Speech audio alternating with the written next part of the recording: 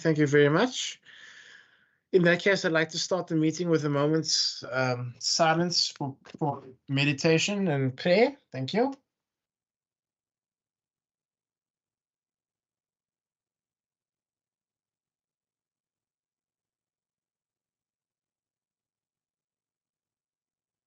Thank you very much.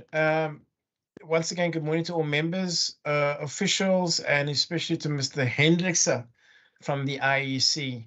To start with proceedings, members, I'd like to start with introducing ourselves for the record. I'll start with myself. My name is Christopher Fry, and I'm a member, and I'm the chairperson of this committee on the Premier and Constitutional Matters. We'll start with Member Bartman.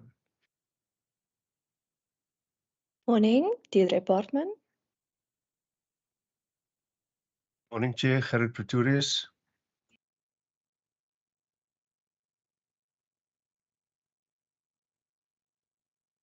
Good morning, Gillian Postman.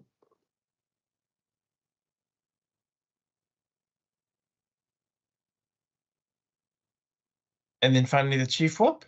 Good morning, Wendy Kaiser-Philander. Thank you very much. And then Mr. Hendrickse, if you can introduce yourself for the record, please. Good morning, Chairperson and members. Michael Hendrickse, Provincial Electoral Officer for the Western Cape. Thank you very much. I also see that we have a official from SALGA, Mr. Njamela. If you could introduce yourself, please. Good morning, everyone. All protocol observed. I'm Loiso Njamela. I'm from SALGA Western Cape Office, responsible for intergovernmental relations. Thank you. Thank you very much. Members, as we all know the rules for virtual meetings, if you can flag points of order in the chat function where necessary, all videos and audio must be switched off to improve the quality of the connection. If an official is speaking, they may put on their mic and video. Participants must switch off their mics once they have finished speaking. Thank you very much, members. We will now move on to our first item for business today, is a briefing by the Independent Electoral Commission on the readiness for the 2024 elections. Mr. Hendrickse, the floor is all yours. Thank you, Chairperson, and thank you again to members. Thank you for the opportunity to provide a short overview in terms of our preparations of the Electoral Commission in the Western Cape for the national and provincial elections on the 29th of May. I'm going to just go and share my presentation. If you just give me a second, Chairperson, please. No problem.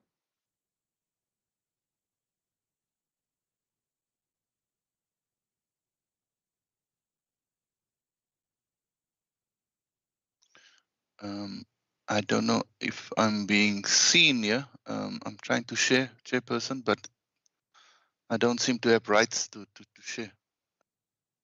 Ms. Kamishachma, can you assist there, please?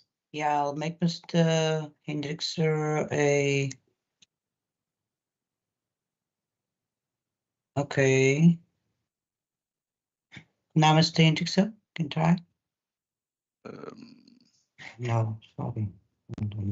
Presenter. No. Yeah, no.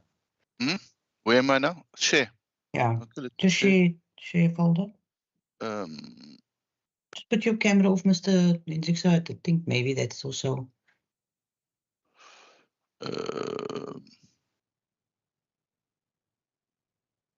It's not sharing anything. It's just.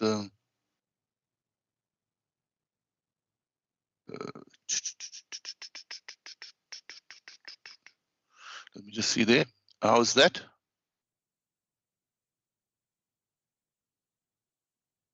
Chairperson? Yes, we can see it. Yes, we can see it. Okay, perfect. Thank you very much.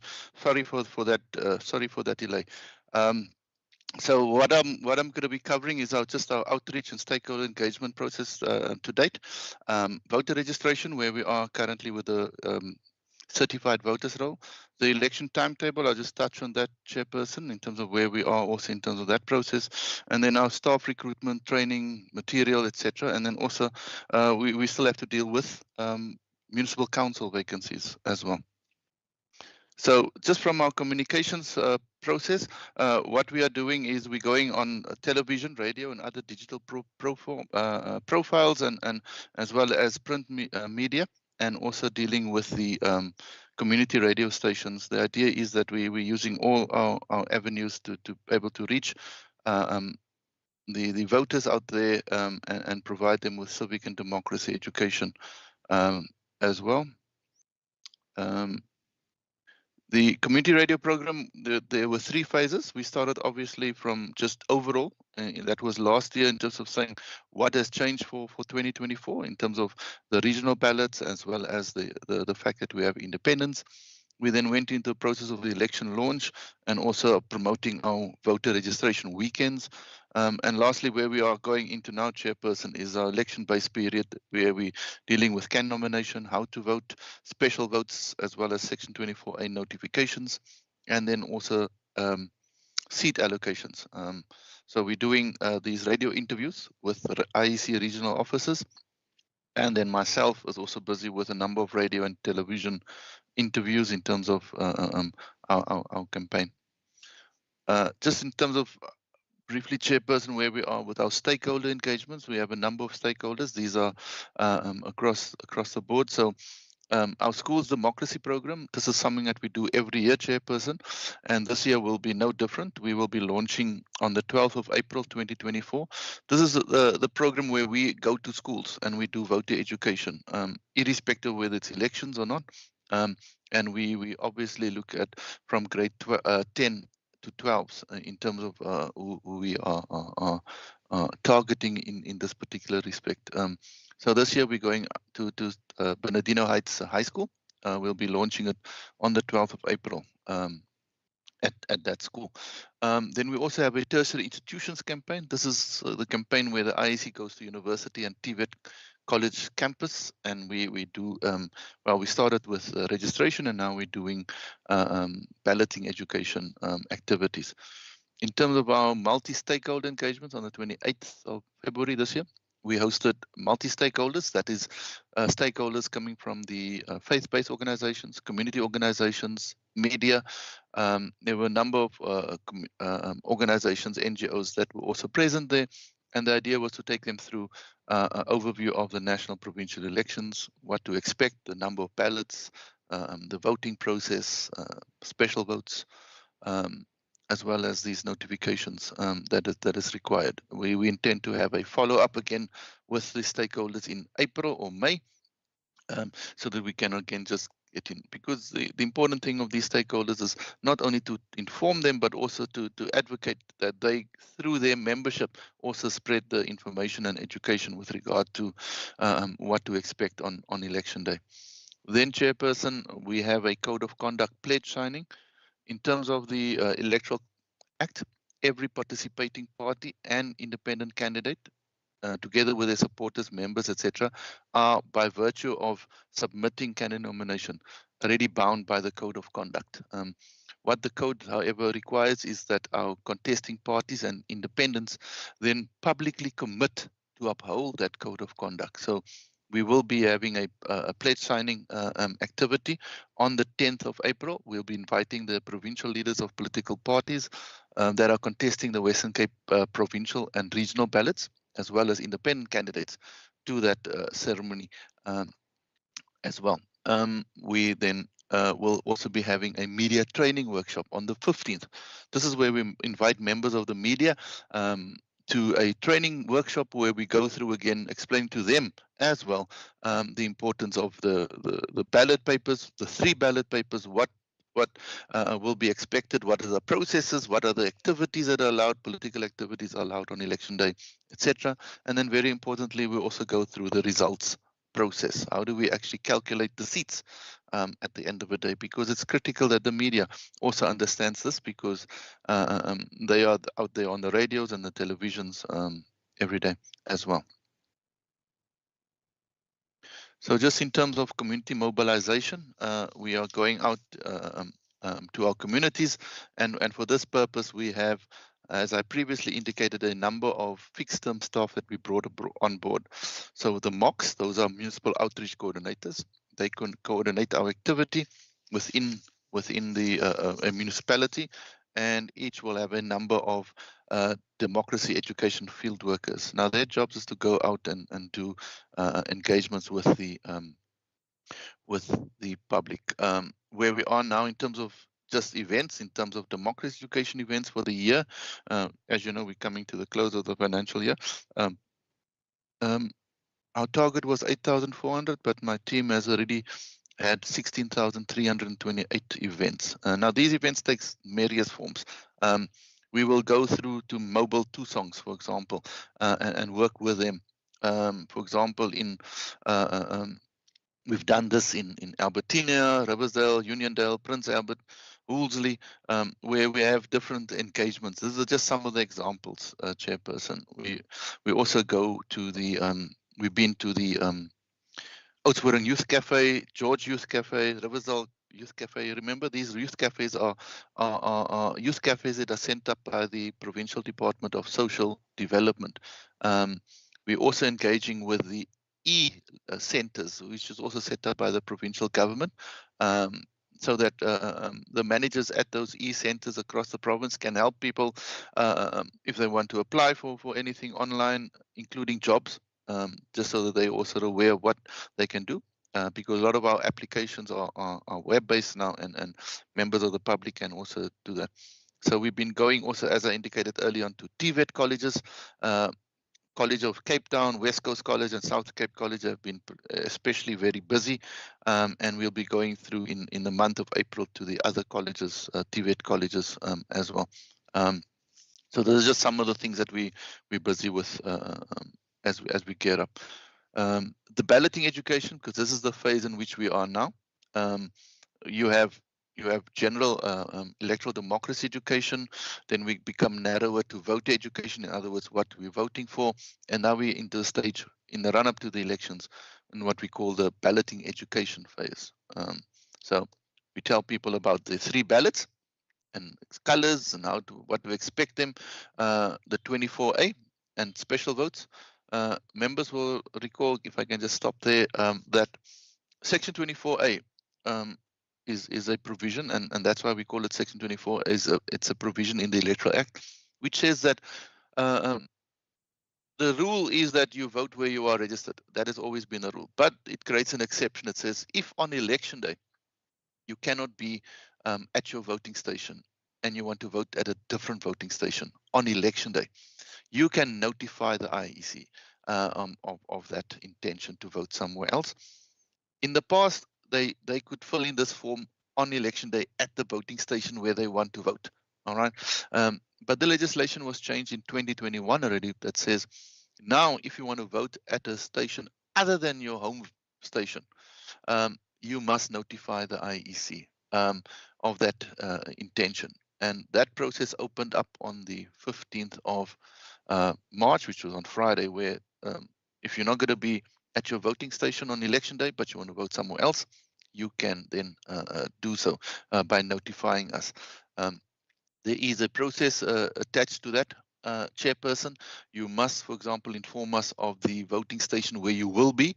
A voter cannot simply say, oh, I'm registered in this voting station, but I'm going to be in Cape Town on election day. You need to tell us where in Cape Town. We have provided for that purpose also, again, a functionality online where a voter can actually find their voting station. It's called a voting station finder, which is online. So if you don't know where you're going to be at, you know the address that you're going to be in Cape Town on election day, you type in that address on the voting station finder and it will tell you exactly where you're going to be. The whole idea behind 24A, Chairperson, and why this requires prior notification is so that the IEC can make the required logistic arrangements, ensuring that there's ballot papers, ensuring that there's sufficient staff, because a lot of times, Chairperson, we have a situation where people just pitch up, as was in 2019. In this country, we had just around 1.8 million South African voters who didn't vote at the voting station where they are registered, they voted somewhere else. That creates a massive logistical issue. It also has an issue around making sure that people who are not registered are not going to be on the voters roll of the station, and we need to know that before the time so that we can also inform the agents who are there that these people notified us they are valid voters, etc. So that's important thing for in terms of Section 24A. We also have, as normal, chairperson special votes. Special votes take place either at the voting station on the 27th and 28th. In other words, if for whatever reason you can't be voting at your station on election day, which is the 29th, you can apply for a special vote. So this will cover people, whether you're election official, policeman. It can cover members such as yourselves who will be busy out in the field, and you say, but I want to vote at my station a day or two before. You can apply. Whether you're working away somewhere, whatever the case may be, you can apply for a special vote to vote at your voting station on the 27th and on the 28th. If you are sick, infirm, and you cannot get to the voting station, you can also then apply for a home visit.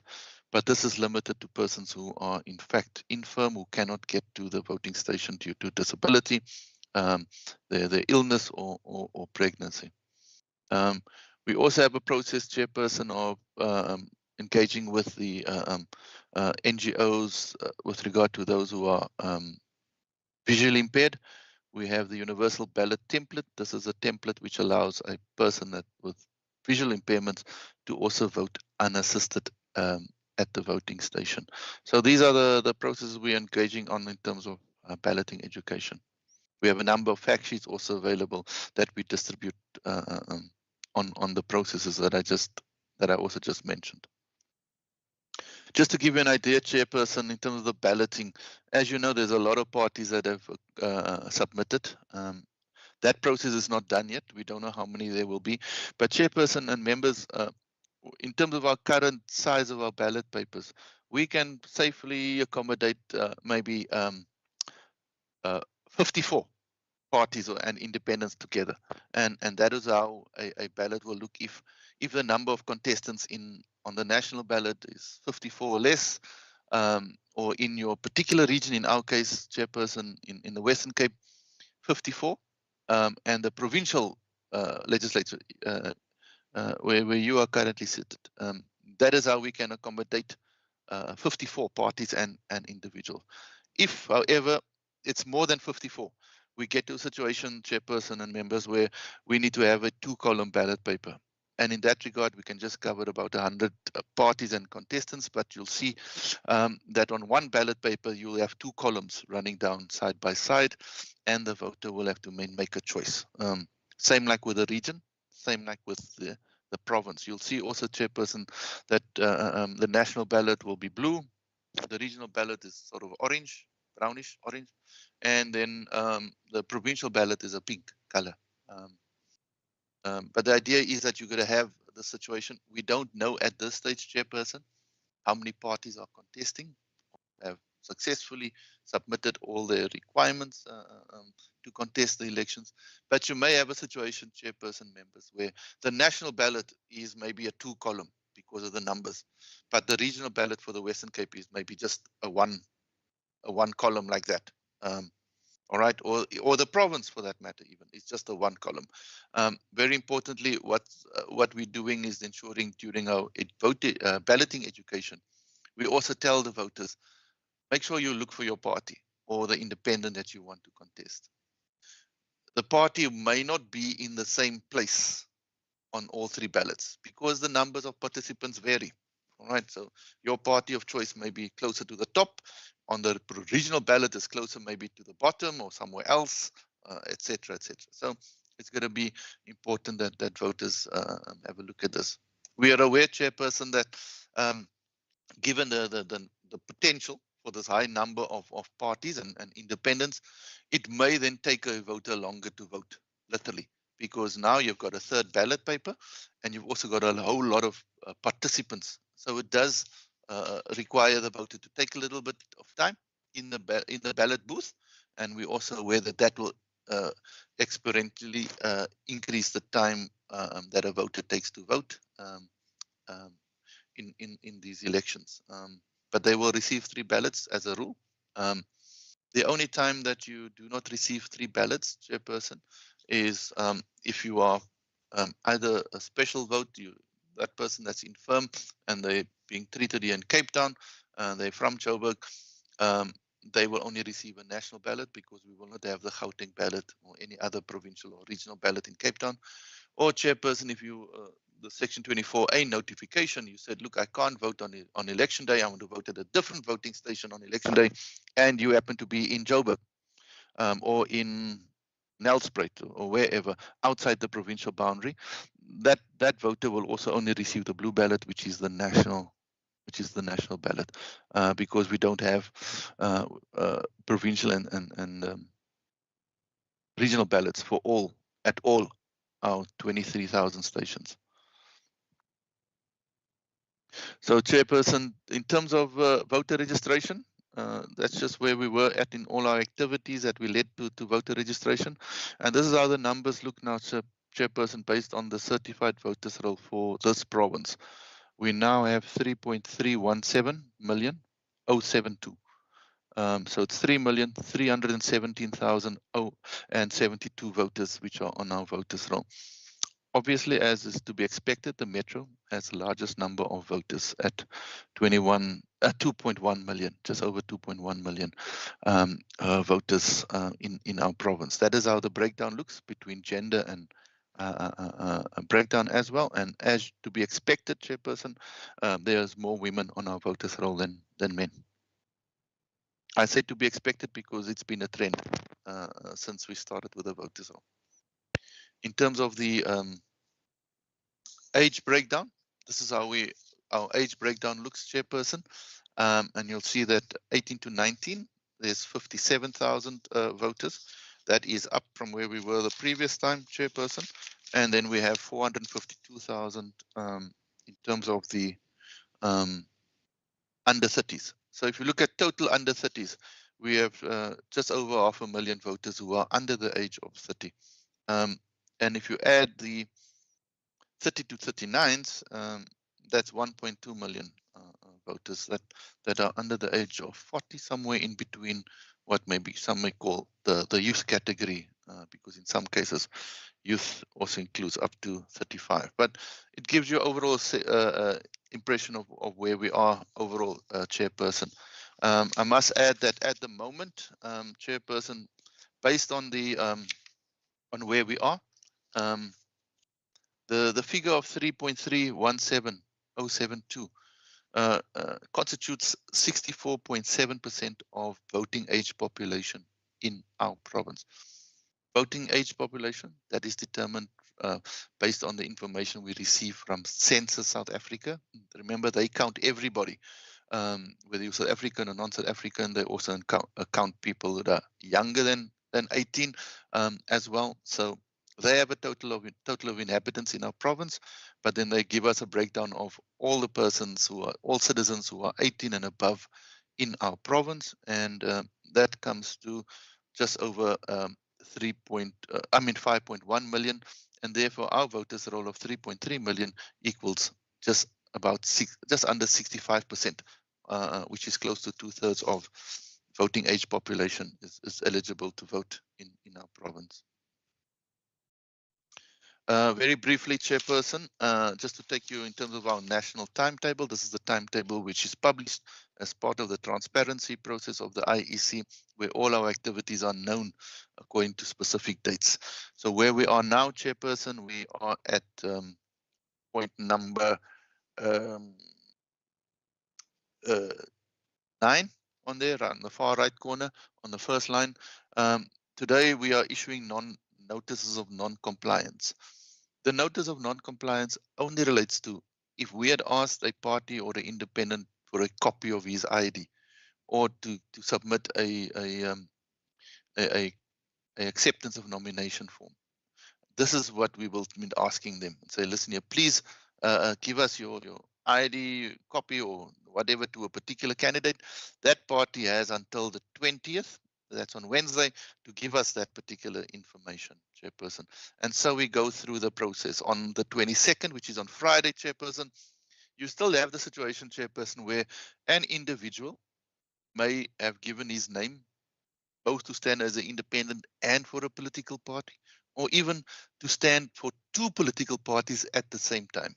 In such a case, we will inform the political parties concerned and say, did you know that Mr. X is also standing for party whatever, or is also a thing? The party then has an opportunity to decide what they want to do by the 25th, which is Monday, to say either we're going to take that particular individual off our list or we're happy to keep him, whatever they can do. So that is the process that we will be going through, Chairperson. And then very importantly, unlike with national elections, you'll see here that there's now inspection of the candidates list on the 26th, and then also these will be available at our offices as well. People can come in and inspect the list of candidates, both parties and independents, and then anybody, including the CEO, can object to a candidate, and the closing date for that is the 27th of March. Now, the objections is based on the failed non-qualifications in terms of the law. It's not a moral judgment. It is whether the person is qualified in terms of the legislation, which includes our constitution, whether the person can stand or not. That includes, for example, chairperson members, are you a unrehabilitated insolvent? You cannot stand. If you've been declared to be of unsound mind by a high court, you cannot stand. And then also, chairperson, if you've been convicted of a criminal offense and your sentence does not include the option of a fine. In other words, you were sent directly to imprisonment for more than 12 months without the option of a fine. You will not be eligible to contest unless 5 years has expired from the time that you've now come out of prison. Okay, so if you were convicted last year, 2 years ago, 3 years ago, and the court said you are going to jail, directly to jail, and you do not even have the option to pay a fine as alternative, that person will not be, and it was more than 12 months, that individual will not be able to stand. And that is a provision in the Constitution. It's not something which the IEC has set out. So then you also have the other things that we're doing, chairperson, around the objections process. If you're not happy, the commission makes a decision, you have to appeal to the electoral court within a particular date. The electoral court has to do. The whole idea about the timetable in terms of that, chairperson, is because we need to produce the ballot paper, and therefore they have tight timelines with regard to that. For persons who are not going to be at the voting station, who applied in terms of Section 24A, they would have applied by the 15th of March. The cutoff date for that is on the 22nd of April. There where that thing is. Sorry, it's 17th of May. Sorry, 17th of May. I'm not getting my dates wrong. 17th of May, that is your 24A notifications will close. For persons who are going to be traveling overseas, all right, the cutoff for notifying the IEC that, listen, I am registered here in South Africa, but I will be going to whatever destination overseas. The cutoff for notifications would be the 22nd of April. Remember the special votes? Those are whether you want to have a home visit or voting at your voting station on the 27th and 28th. The period for special vote applications is from the 15th of April until the 3rd of May. And then those persons who will be voting overseas will be doing it either on the 17th and the 18th or 18th of May, depending on when that embassy is open there. And then also the special votes takes place on the 27th and 28th. That is in a nutshell some of the issues on our election timetable. Now, with regard to our preparations, chairperson, we will be recruiting just under 20,000 electoral staff for our voting stations. We've now completed the presiding officers, deputy presiding officers, and voters roll officers. For the most, they've all been recruited. Obviously, in the event of somebody resigning or saying they're no longer available, we will replace them. The rest of the voting station staff is currently underway. We also have area managers that we've appointed. These are persons that are on contract with us, and they will be responsible for the logistics in the number of voting stations put together. It can be at a ward, it can be 2 wards, but we have those area managers, and we are in the process of renewing their contracts to go from April to June. Why June? Because in June, chairperson members, that the voting completes on the 29th of May, and then there's all the rollbacks that need all our equipment, all our material, etc. All has to come back, and that's why they're also working for us in June. Then there's also these other fixed-term contracts that we have. Again, just a reminder that presiding officers, deputy presiding officers are vetted at the Municipal Political Liaison Committee. The names are presented there, and they are given opportunity to raise an objection, a substantive objection, as to whether the person has a high political profile or is an office bearer of a party. The training, we already commenced with our training boot camp 8th and 11th of January, and we started with a training of, not registration staff, but election staff on the 1st of March. I apologize for that error. And we've, in fact, Chairperson, also incorporated an additional training day just so that we can concentrate on counting and the results process. We've had workshops with unrepresented parties and aspirant independents on the 27th of February to tell them what exactly to do. We're also having extended PLCs. This is extended because we have now new players. As soon as a party or independent is now part of, contesting this election, and they are, and everything is on board in terms of that, they are entitled to sit then on the PLC. So we'll have these extended PLCs. We'll do training of agents after the 12th of April, as well as our results auditors. These auditors, Chairperson, are contracted. We go out on a tender, and the professional auditing companies tender to provide us with auditors. They will also then come on board and to also be doing training on our results system. The training of accredited observer organizations will commence after the closing date. The closing date for applications to be accredited is the 1st of May. And these can be local and international organizations, Chairperson. As of today, we have about 85 organizations already accredited with the IEC. So that process is well under the way. This is the standard practice that we do for every election. Material and logistics, the province already has the bulk material reserved in our workshop. We are also finalizing our roll-out and rollback plans in line with the BOM. BOM stands for Bill of Material, and we are scheduled to then also start rolling out that. We have a service provider to do with our security items, and also for storage of security items and overnight storage. Our voter management devices have all now been rolled back to our provincial office, warehouse, so that we can do further maintenance and applications upgrades to all of them. 6 printers have been identified through a tender process to do the ballot paper printing. 2 of those are situated in the Western Cape. We'll then also be going through, my team here at the provincial office together with the regional teams will be going through a regional readiness workshop where we go through and just make sure all our plans are up to date. Everything has been ordered like it has to be, that we have confirmation of things. That we'll be doing between the 15th and the 3rd of May. This is just where we are now. You'll notice that we now only have 26 temporary stations. We used to have 35. We've managed to bring it down so that we can have more temporary stations. We're also ensuring that we have more voting centers. A voting center is basically a voting station where we have now created substations or streams. So, for example, a voting station has got 3,000 voters. What we then do is we create streams. So in other words, at the school, we'll use 3 classrooms instead of 1.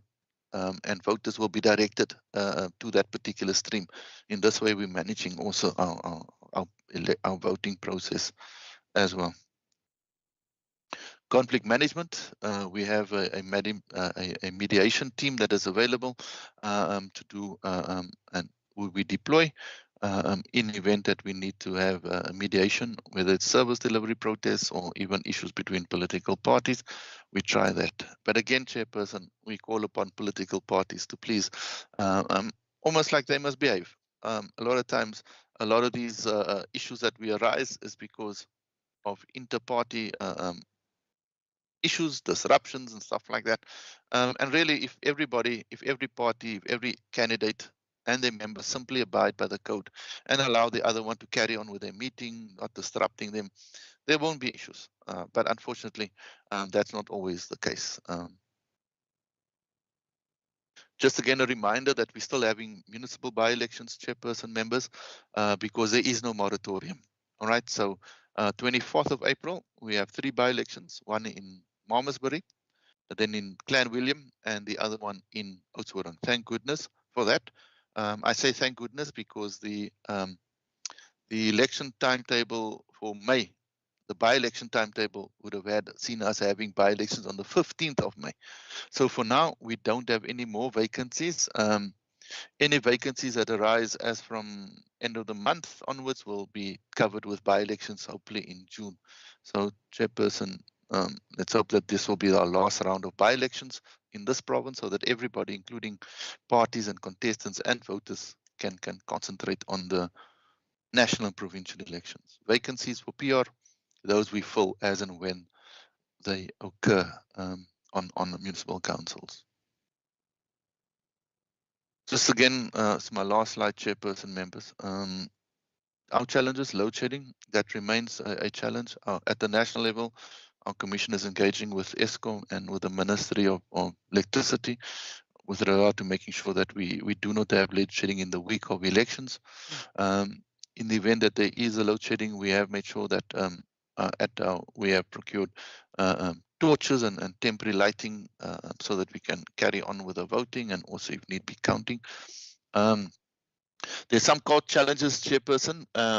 Tomorrow there's a court case still involved in the electoral court around the registration of a particular party. So these challenges will continue, unfortunately, and they tend to put a bit of a pressure on our timelines, especially if a party is supposed to be in or out. We can't produce a ballot paper unless we know that. Then there's legislation, Chairperson.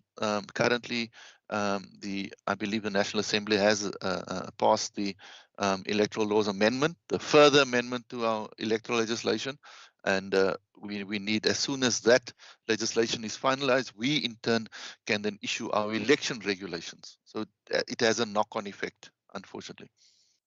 Then we have a situation with our current thing with regard to disinformation and misinformation, with reckless statements being made, Chairperson, around the credibility of the IEC. It doesn't do anybody good to make wanton statements with regard to our credibility as an organization. By all means, we welcome any criticisms. We're not perfect. We don't live in a perfect world. But Chairperson, we find that there's a lot of times people simply making, spreading disinformation with the intent to mislead, with the intent to cause fear or confusion or suspicion amongst voters.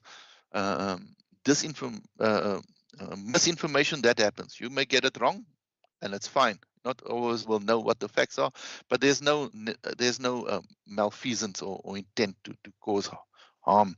With disinformation, that unfortunately is the case, and we've been seeing that happening, Chairperson. And again, it's something which unfortunately trickles down to members of the public as well.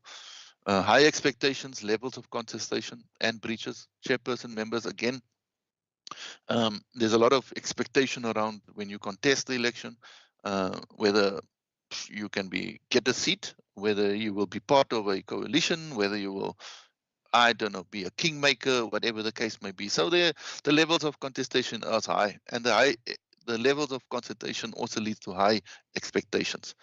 All we ask is persons to temper their expectations, and yeah, just to make sure that you keep to the code of conduct. Service delivery protests, Chairperson, these are always continuing each and every day. It's actually become a feature of life for many of our communities, where they have to raise issues, and then they're entitled to raise the issues. However, what we're looking for, Chairperson, is to make sure that they can have their protest, but don't interrupt the election protest. Criminal activity, specifically around gangsterism, especially in the metro, is always a concern. And we are, as the IEC, we sit on the prof joints with the South African Police Services and other members of the security cluster, and we will be putting and looking at measures to ensure that come election day, our voters and our IEC staff are safe out there. Temporary structures, as I said, we have reduced them, but it always is a bit of a risk, especially in inclement weather. Voting stations, sometimes our voting stations that we want to use is not available because either being pre-booked by somebody else or whatever the case may be, and that we minimize. We try, and obviously if the venue changes, we will make sure that the local population in that voting district knows if there's a new voting station. But it's a fact of life that we didn't know when the 29th is going or the election is going to be, and not all the landlords would keep and reserve the space for us, but we work through that. Unfortunately for us, fortunately for us, Chairperson, this is not. This is about 2%, 1% of vote venues that may change. Ward by-elections, I've dealt with that situation already. Thank you, Chairperson. I am open for questions. Thank you very much, Chair. Thank you very much, Mr. Hendrickson, for that detailed presentation. Members, I want to open the floor for questions. If you could raise your hand, please.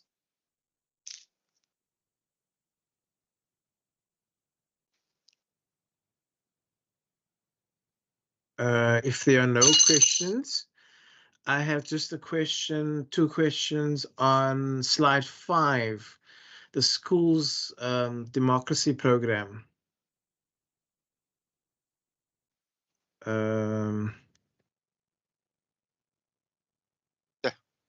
Yeah, and the tertiary institutions campaign. In terms of the school's democracy program, you said that Bernardino Heights is the school that you're going to. Are there any other schools that you would be going to? And then the tertiary institutions campaign, wouldn't it be better if you do it annually, I understand, but wouldn't it be better if you target the tertiary institutions during the orientation week? Because most of the students are there during the orientation weeks, and you'd have more a better hit rate of reaching more students during that week because they all will have to be on campus for that week. Those are my two questions. Thank you, Mr. Hendrickson. If I may, Chairperson, thank you. Chair, what I was referring to with the schools is our launch. So in other words, you have one event, and that's at Bernardino Heights. We actually, what it means is that we will be continuing visiting schools throughout the year. We do it every year, Chairperson. So in last year, for example, and the year before, we've actually gone to over 200 schools. So it's just the event to launch. It's one school, but we will be going across the province to high schools, Chairperson, throughout the year, not limited. So it's just a launch event, Chairperson. Sorry if I didn't make myself clear. With the tertiary institution campaign, yes, Chairperson, this is an ongoing campaign. We work with the student affairs departments as well as with the SRC forums, and we have been, in fact, Chairperson, this tertiary institutions was a focus of us in the lead up to the registration weekend, and also in the period just before the proclamation of the elections on the 23rd. We went all out to our campuses during orientation week. We were there all the time. We were going to various things all the time because we wanted to get them registered. Firstly, because a lot of the students were moving into Cape Town or wherever from where they stayed and stuff like that, to get them registered and also to get them re-registered. So that is a continuing process, Chairperson. Now, again, we are going on the campuses with our balloting education, again, informing the students this is what to expect on election day, etc. So no, Chairperson, we are, in fact, we've been running this and it's a continuous engagement with schools and with tertiary institutions. Thank you, Chair. Thank you very much, Mr. Hendrickson. Members, I see Member Pretorius has a question. Member Pretorius. Thank you, Chair. Thank you, Mr. Hendricks, for the presentation. Chair, I have 2 questions. The one deals with the code of conduct that is to be signed, if I'm not mistaken, on the 10th of April. Mr. Hendricks, what means are there if parties do not, after signing this code of conduct, if people do not comply with the provisions of the Code of Conduct at any point between now and the 29th of May, or for that matter thereafter, what recourse is there for a party to and of course, I'm sure that the code will give every possible guidance as to how conduct should be unrolling or being rolled out. But what recourse is there if parties or individuals or whatever do not comply with the Code of Conduct? And then, Chair, I think it was on slide 18, material and logistics. As far as 98%, if I remember correctly, of bulk material currently being warehoused. Mr. Hendricks, if you could perhaps indicate whether there is comfort amongst the IEC and yourself, obviously, that the material that is being warehoused at the moment will remain uncompromised up until the elections. I know it's maybe a very difficult question, but I'm doing it against the background of what we learned over the weekend, and that is that the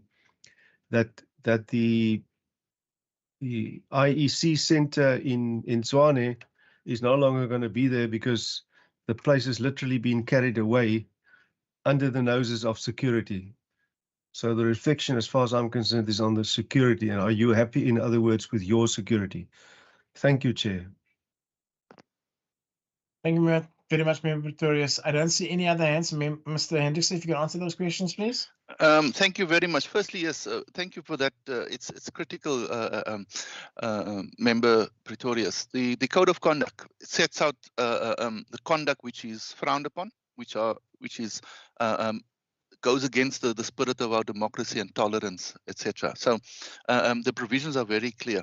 So firstly, one, you have two options as a political party, even a voter or whoever you want, a person who sees something happening untoward. We have an electoral court. All right, the electoral court is a specialized court. It has the status of a high court. All right, and it is based in Bloemfontein because the chairperson of that court must be a judge of the Supreme Court of Appeal, and he or she is assisted by two more judges. All right, so there's a specialized court. It has the status of a high court. All you need to do is you write to them. You send them an email. It doesn't always, you don't even need lawyers for that matter. If you make out a case and say this has happened, the court will then issue instructions and say, look, yep, okay, thank you. Please provide us with more information. Or they will then say to the other party and say, listen, we've got this complaint about an infringement of the Code of Conduct.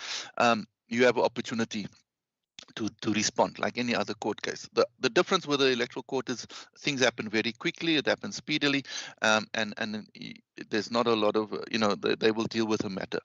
Interesting also, Mr. Pretorius, is that just like you have in a equality court, if there's a dispute of fact, the electoral court in Bloemfontein, because they normally will hear the matters on written submission, but if there's a dispute of fact, they can designate a magistrate's in a local municipality and say, you will now act as the electoral court. Hear the issue of the facts dispute, and you can make a judgment.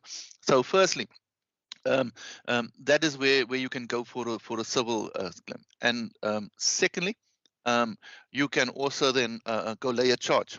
It's a criminal offense. Many of those you'll see in section 97, I think, sets out that breaches of the Code of Conduct are also criminal offenses. So a party or member, individual citizen can also go to the police station and go lay a charge because they will have the facts. They will have known what is happening. They would have been the ones that are able to actually make a witness statement. Go to the cop shop, lay a charge, and then the matter will then be taken up through that process. Can I just say that, Chairperson, members, there was a court case, the Democratic Alliance versus the IEC. And the issue at hand was what sanctions the IEC can impose for breaches of the Code of Conduct. And the Supreme Court of Appeal was very clear that the IEC has got no power to issue sanctions. We can't order, issue a warning. In that case, we had asked the party to apologize for the statement they made. They said, sorry, you're not given the power to issue us even a warning.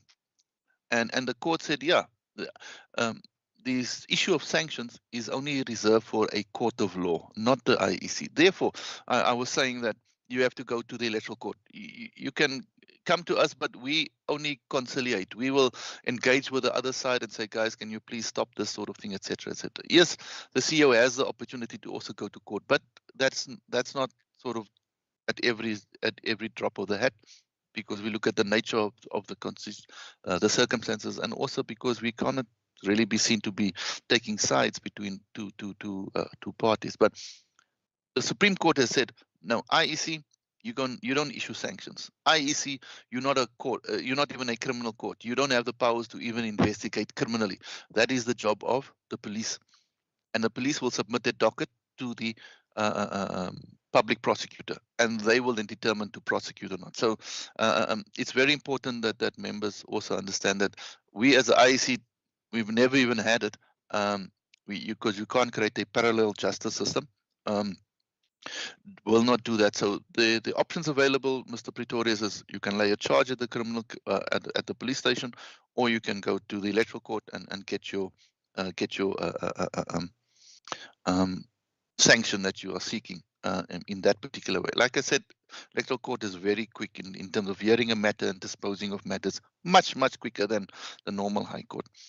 With material, Chairperson, this slide, I was referring to bulk material. Now, bulk material is your things such as those tables, the cardboard tables, those booths that we use, the chairs that we use. Those are the bulk materials that we have, and that is when I say bulk material in that way. We're also looking at bulk material in terms of the pens and things that we need to have at stations, etc. So it's massively bulk material. The security list is sort of medium in that regard. It's not very high. Where if you look in down the fourth point, where I said we have a service provider for security items. Now, security items are handled separately from bulk, and there's specific security protocols in place when it comes to security items. Security items would include, for example, the ballot paper. It will include the security stamp that we use to stamp our ballot papers, etc. So there's a separate sort of parallel thing when it comes to our security materials, and we've gone through a process of vetting the service provider to handle security items. There's a tender process. We bring in, I think we brought in PIFSA, the professional organization that you need to belong to in order to be a operator in the security field, etc. So there's a number of things that we put in place to ensure that we have. So separate from that, can I just say that just a comment with regard to the Swabak, that is the old center that was in Pretoria. That facility was used by and is owned by the Tshwane Metro. It's something that we just hire as and when we require it. So it's got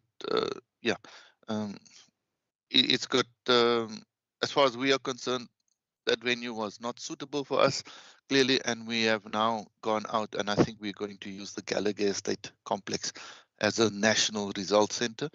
In the case of our province, Chairperson, I may just add to members that we will be going to the Century City Convention Center, as we did in the last election. Thank you, Chair.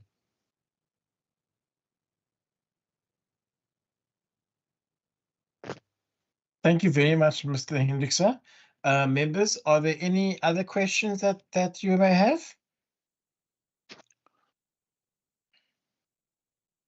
In that case, no further questions. Mr. Hendrickse, thank you very much for your time with us. I'm just going to put my camera on so you can see me. Thank you very much for your time with us, and we wish you all the best in the preparations for this very important election coming up. Thank you very much, sir. You may be excused. Thank you. Thank you, Chairperson, and to members. Thank you for the opportunity. I don't know, Chairperson, if this is the last time. I'm seeing or being before this particular composition of members. Maybe, maybe not, but if not, I want to thank you, Chairperson, and the members for always receiving me, for always being willing to engage with me. And from our side, I also want to wish all of you luck. I don't know if some of you are coming back, if you made yourself available or not, I don't know. But thank you very much, and I want to wish you all the best. And yeah, and may we have a fair and safe contest in the Western Cape, please, Chair. Thank you very much, and God bless. Thank you very much, and God bless you too, Mr. Hendrickson. Thank you. I'll give you a second to leave the meeting. Thank you, Mr. Njamela and Mr. Mpela. You can also leave the meeting, as we will be considering committee business now. So you are also free to leave, Mr. Mpela, as well. Thank you so much.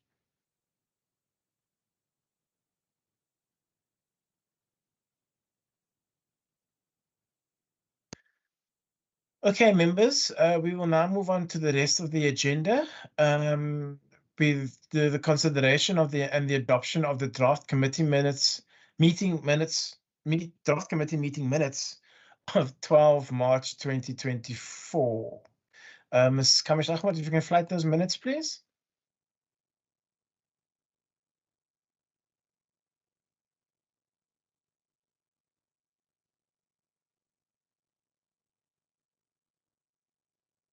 Thank you very much. If you can make it a bit bigger, thank you so much.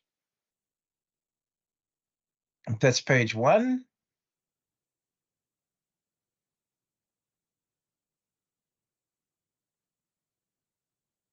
And that's page 2. Are there any changes that need to be made, members? Member Bartman? No changes. Move to adopt. Thank you very much. Is there a second to move to the adoption? Seconded, Chair. Member Pretorius? I wanted to second. That's fine. Thank you, Chair. Thank you very much. We will now move to the committee report, the draft committee report on the 23-24 annual report for the Department of the Premier. Ms. Kamish Ahmed, if you can flight those, please. Flight the report, sorry.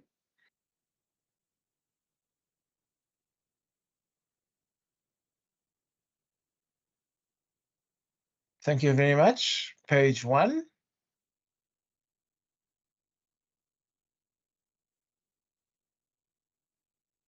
And page 2.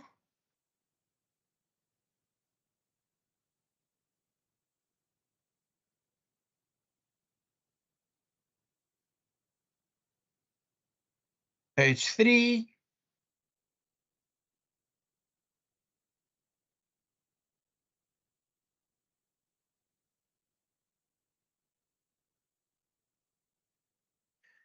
And page 4.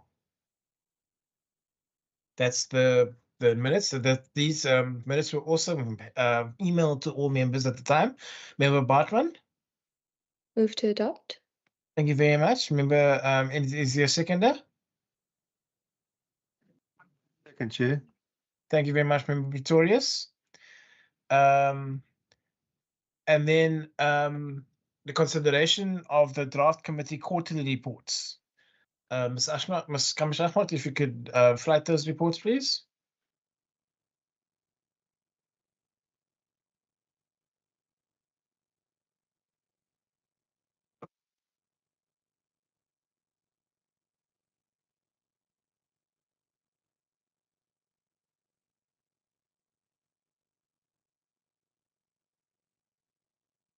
There you go.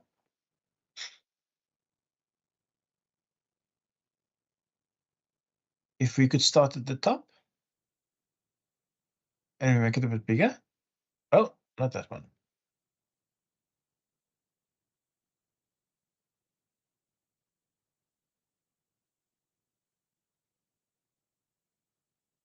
Right, here we go.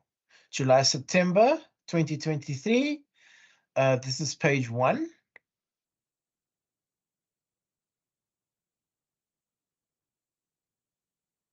Page 2.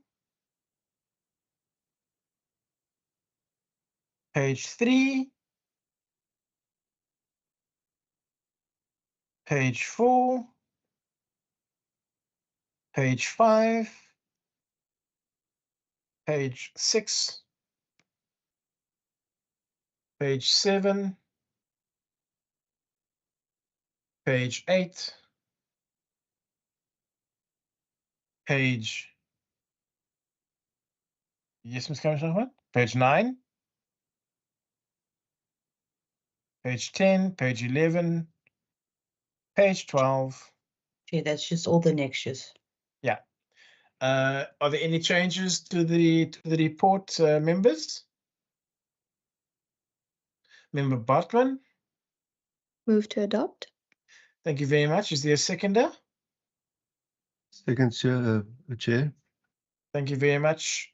Ms. Kamish Ahmad, is the October to December report available?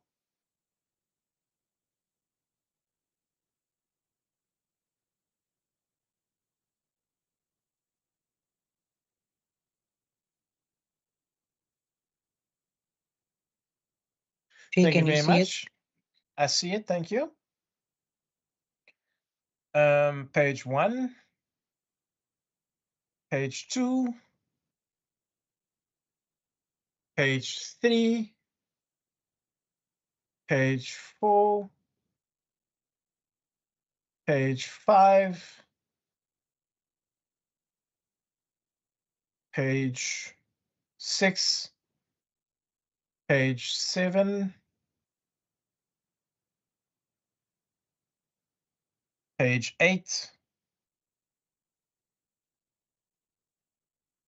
and that should be that because that's the rest of this is the annexures. Members, are there any changes? If not, a mover for the minutes, the report to be adopted. Member Bartman, Move to adopt. thank you very much. Is there a seconder? Second, Chair. Thank you very much.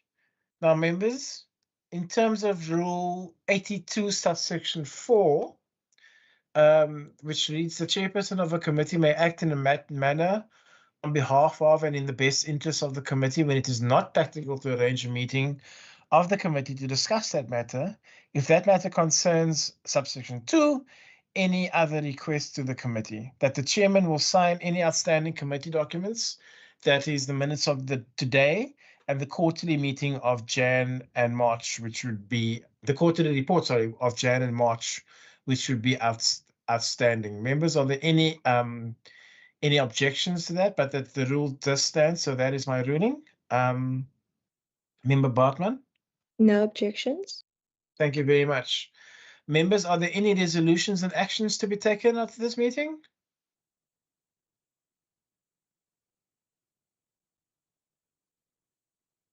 Nope. The one thing that I forgot to ask Ms. Kamish Ahmad, were there any apologies for the meeting? From Mr. Klaas, chairperson. Okay, this member class. Yes. All right. And then I understand that this is the final meeting for the Standing Committee on the Premier and Constitutional Matters. Is that right? Correct, Chair. Chair, Well, then, yes. apologies, Chair. Through you, I'm actually got the today's minutes ready. If the members are willing to adopt it now, if there was no resolutions.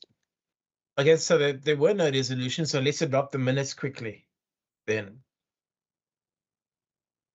let's flag the minutes.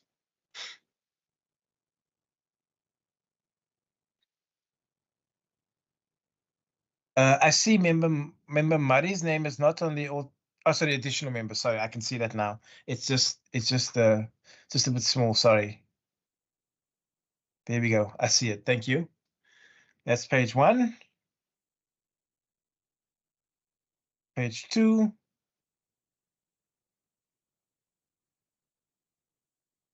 Yep. Thank you very much, members. Are there any additions or omissions to the minutes? In that case, member Bartman. None. Move to adopt. Thank you very much. Can I have a seconder, please? Second, Chair. Thank you very much, Member Victorious. So, members, with that concludes our business for today and our business for this term for the Standing Committee. I'd like to thank the the permanent members, members Bartman and Pretorius, and then in their absence, members Dugmore and member Klaas, and then to member Murray and to member Bosman, who was here, but I see he's left, and to the Chief Whip. Thank you very much for your attendance of this meeting, and all the best for the coming months. This meeting is adjourned. Thank you. Thank you.